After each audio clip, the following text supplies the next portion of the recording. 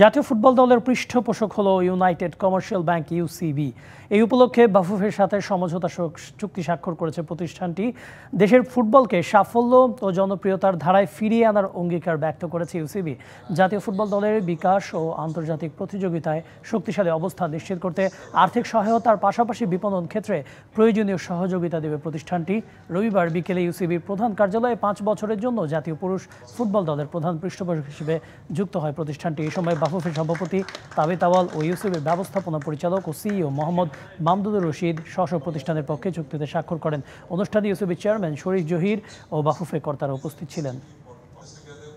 উৎসবে খুশি হবে নগদে বেশি, কারণ ঘন্টায় ঘন্টায় আছে গিফট জেতার সুযোগ। আমি মনে করি যে বর্তমান ব্যাংকের যেই ইয়াং উদ্যোক্তারা আছেন, যে ইয়াং ম্যানেজমেন্ট আছেন এবং বিএফএফ এ যেই ইয়াং এক্সিকিউটিভ কমিটি আসছে, এই ভিশন আর এই স্ট্রেংথ আমাদেরকে আগামী 5 বছর সাকসেসফুলি জার্নিটাকে নিয়ে যাবে সামনের দিকে। আমরা তাদের উপর আমাদের কনফিডেন্স আছে যে তারা একটা চেঞ্জ আনতে পারবে, এবং সেই জন্যে আমাদের অ্যাকচুয়ালি যে একটা লং টার্ম কমিটমেন্ট, যে আমরা যদি সাথে থাকি আরও হয়তো বা আরও অনেক স্পন্সররা এনকারেজড হবে এবং একসাথে আমরা মিলে জিনিসটাকে সামনে নিয়ে যেতে পারবো।